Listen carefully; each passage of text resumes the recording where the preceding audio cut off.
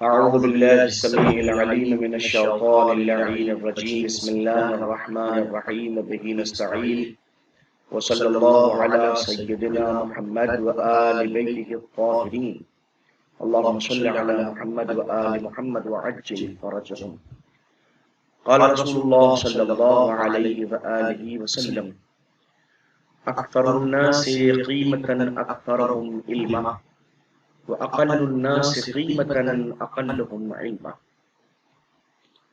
طلاب عزیز، حضور سرور کائنات حضرت محمد مصطفیٰ صلی اللہ علیہ وآلہ وسلم کا یہ ارشاد گرامی ہے کہ جو آپ کی خدمت دس میں درس کی ابتدا میں پیش کیا گیا، اور ہم نے یہ خواہش ظاہر کی ہے کہ انشاءاللہ العزیز ہر درس سے پہلے آپ کی خدمت دس میں حضور سرور کائنات یا آپ کے جانشین ائمہ طاہرین علیہم السلام کے حوالے سے کوئی نہ کوئی ایک حدیث آپ کی خدمت درس میں ضرور پیش کریں گے، تاکہ آپ اس اہمیت کو جس کی وجہ سے آپ حضرات اس اہم ترین درس کو سننے کے لیے آمادہ ہوئے ہیں، ان کی اہمیت کا احساس ہو سکے اور انسان کو یہ معلوم ہو سکے کہ جو کام وہ کرنے کے لیے آمادہ ہوا ہے اس کی حیثیت کیا ہے۔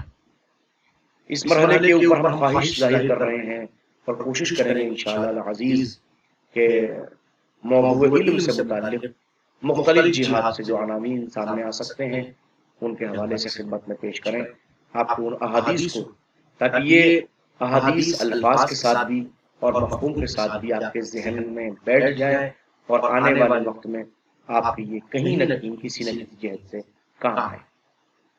آج ہم نے پہلے مرحلے پر جس حدیث پاک کو آپ کی خدمت میں عرض کرنے کی کوشش کی ہے وہ حضور سرور کائنات کی پاک و پاکیزہ حدیث ہے، جس میں انسان کی اہمیت اور افادیت کو اس جہت سے پیش کرنے کی کوشش کی گئی ہے کہ تاکہ لوگ اس حدیث میں غور و فکر کریں اور معلوم ہو سکے کہ آخر انسان کی حیثیت بڑھتی کس چیز سے ہے اور گھٹتی کس چیز سے ہے۔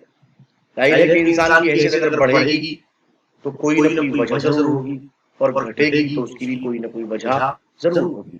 اس منزل کے اوپر حضور سرور کائنات ارشاد فرماتے ہیں کہ اکثر الناس قیمتاً، اگر لوگوں کی قیمت کو دیکھنا چاہتے ہیں لوگوں کے درمیان کہ کس فرد کی کتنی زیادہ حیثیت ہے، قیمت کیسے بڑھ رہی ہے، فرما رہے اکثرهم علما، جس کے پاس زیادہ علم ہے اس کی قیمت بھی زیادہ ہے، اس کی حیثیت بھی زیادہ ہے۔ اور پھر فرماتے ہیں یہی نہیں وَأَقَلُّ النَّاسِ قِيمَةً، لوگوں میں قیمت کے اعتبار سب سے کم قیمت والا انسان وہ ہے اقلهم علما، جو علم کے اعتبار سے کمزور ہے۔ یعنی اگر آپ کو لوگوں کے درمیان اپنی قدر و قیمت کو بڑھانا ہے تو اس کے لیے آپ کو علم حاصل کرنا ہوگا، اور اگر آپ یہ چاہتے ہیں کہ اس منزل کے اوپر آپ کی قدر و قیمت گھٹ جائے تو آپ کو جہالت سے قریب ہونا پڑے گا، جاہل رہ جانا پڑے گا۔ لہذا اس منزل کے اوپر فطرتی انسانی کا تقاضا یہ ہے کہ ہر انسان قیمت کے بڑھانے کی منزلوں پر آئے، قیمت کے گھٹانے کی منزلوں پر نہ آئے۔ اللہ سبحانہ و تبارک و تعالی ہمیں بارگاہ معصومین کے توسط سے علم زیادہ سے زیادہ حاصل کرنے کی توفیق پر رحمت فرمائے۔ طلاب عزیز، آج ہم اہم ترین بحث کی ابتدا کر رہے ہیں، علم اصول فقہ، جو علم بہت ہی اہم ترین علم ہے۔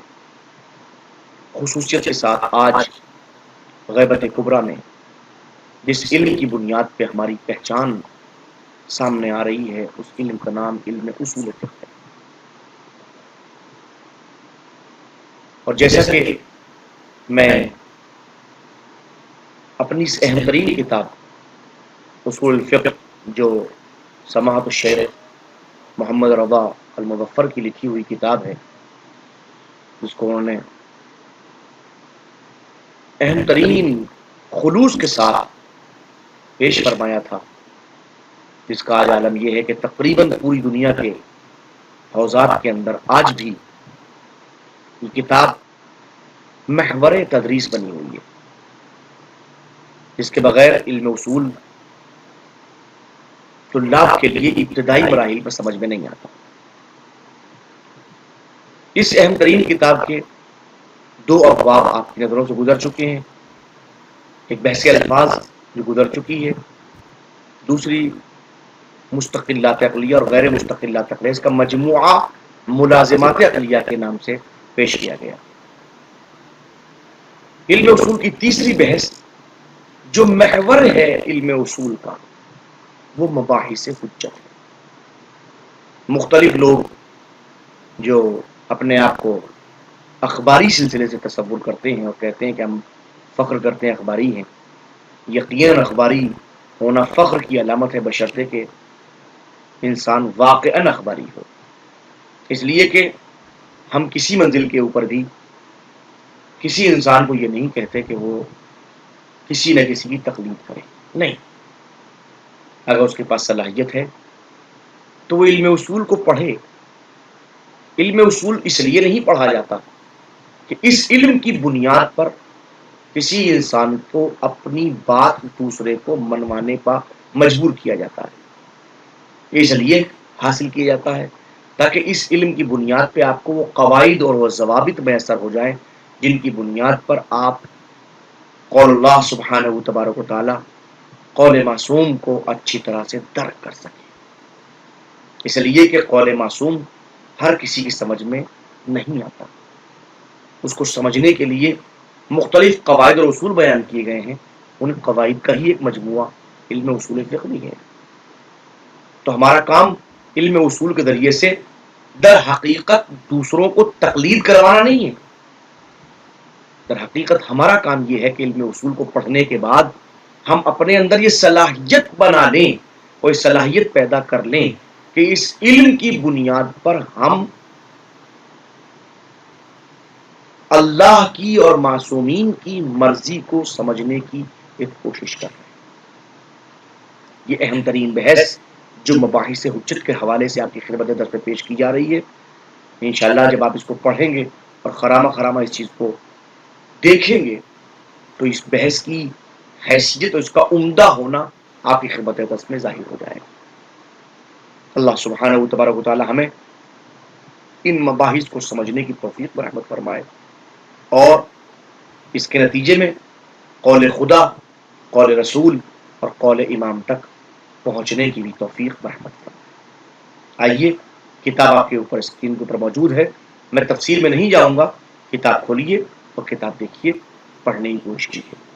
اصول مظفر کی ابحاث جب تقسیم ہوئی تھی تو اس کے اندر تقریباً 4 اقسام کی طرف آپ کی اذہان کو متوجہ کیا گیا تھا۔ بالکل شروع میں جب دیکھیں گے تو پہلی بحث جو تھی اس کا تعلق الفاظ سے تھا، بحث الفاظ۔ دوسری بحث جو تھی وہ مستقلات عقلیہ اور غیر مستقلات عقلیہ یعنی ملازمات عقلیہ کے نام سے تھی۔ تیسری بحث جو ہے وہ مباحث الحجہ، حجت سے متعلق ہے، اور چوتھی بحث جو ہے وہ مزید آگے اصول عملیہ سے متعلق ہو جاتی ہے۔ لیکن یہاں جو مراد ہے وہ آپ کی تیسری بحث جو مباحث حجت سے متعلق ہے اس کی بیان آپ کی خدمت درس میں کیا جائے گا، ٹھیک ہے؟ یعنی کہ اصول فقہ کے تیسری بحث سے متعلق آپ کی تدریس شروع ہو رہی ہے۔ اصول فقہ کی اہمیت کیا ہے؟ اصول فقہ کی اہمیت اس طرح سمجھیے کہ اللہ سبحانہ و تبارک و تعالیٰ نے ہمارے اوپر مختلف احکامات کو اور مختلف تکالیف کو واجب قرار دیا ہے، مستحب قرار دیا ہے، حرام قرار دیا ہے، مکروہ قرار دیا ہے اور مباح رکھا ہے۔ یعنی احکام خمسہ، یعنی 5 احکامات، یعنی کہ واجب، حرمت، اباحت، کراہت اور استحباب، ان 5 چیزوں کو اب ضروری یہ ہے کہ ہم اللہ سبحانہ و تبارک و تعالیٰ کے ان 5 احکام کو سمجھیں۔ بتانے والا کون ہوگا؟ کہ نبی اکرم صلی اللہ علیہ وسلم بتائیں گے، آپ کے بعد آپ کے اوصیاء بتائیں گے۔ جناب علی کوئی ایسا زمانہ آ جائے جس زمانے میں نہ نبی موجود ہوں نہ نبی کا وصی شکل امام میں موجود ہو بظاہر، تو ہم کیا کریں گے؟ تو اس منزل کو جیسے اب ہم مبتلا بے ہیں، اب ہم کیا کریں گے؟ کہ ہمارے لیے ضروری ہے کہ جن چیزوں کو نبی اور نبی کے بعد آپ کے ائمہ نے، آپ کے جانشین نے جن کی جو چھوڑا ہے، ان سے مسائل شریعہ کو اخذ کریں گے۔ اختصاراً کہہ رہا ہوں ان تمام باتوں کو۔ لہٰذا اب جس دلیل کی بنیاد پر آپ مسائل اسلامیہ کا اخذ کریں گے وہ دلیل، وہ حجت کیا واقعاً حجت ہے یا نہیں، کیا وہ واقعاً دلیل ہے کہ نہیں. تو اس بحث میں جو آپ پڑھیں گے حجت کی حجیت سے بحث ہوگی، دلیل کی دلیلیت سے بحث ہوگی. سمجھ میں آئی بات آپ کو؟ فرض کیا آپ نے کہ نماز واجب ہے، تو کیوں واجب ہے؟ کہ نماز قرآن مجید میں حکم آیا ہے، اقیم الصلاۃ یہ آیا ہے، اور تفصیل پوری بحث الفاظ کے اعتبار سے اس میں آپ فون صغرا کو برابر نتیجے نکالیں گے. اقیم الصلاۃ اقیموا صیغۃ الامر، وصیغۃ الامر تدل علی الوجوب یا ظاہر فی الوجوب، فاقیموا ظاہر فی الوجوب. اب یہاں سے اٹھایا اقیموا ظاہر فی الوجوب واقیموا تأتی فی الآیت القرآن، قرآن کی آیت میں آیا تو فون کا آیت القرآن یدل علی وجوب مثلا کہ اس کے اوپر عمل کرنا واجب ہے. فرض کیجئے، یہ میں ایک ابھی آپ کو سمجھانے کے لیے اس طرح کی مثالیں پیش کر رہا ہوں، ورنہ حقیقی مثالیں جو اس کیفیت میں سامنے آئیں گی وہ ابھی سامنے موجود آنے والی ہیں. تو یہاں مقصود جو ہے، جو ہمارا ارادہ ہے، وہ ارادہ کیا ہے؟ ہم یہ بتانا چاہتے ہیں کہ ہم اس منزل پہ کیا پڑھنا چاہتے ہیں. لہٰذا اس کتاب کی ابتدا کے اندر جب اس بحث کی ابتدا کی ہے تو انہوں نے مقام تمہید میں کچھ باتوں کو رکھا ہے. سمجھیے ان چیزوں کو.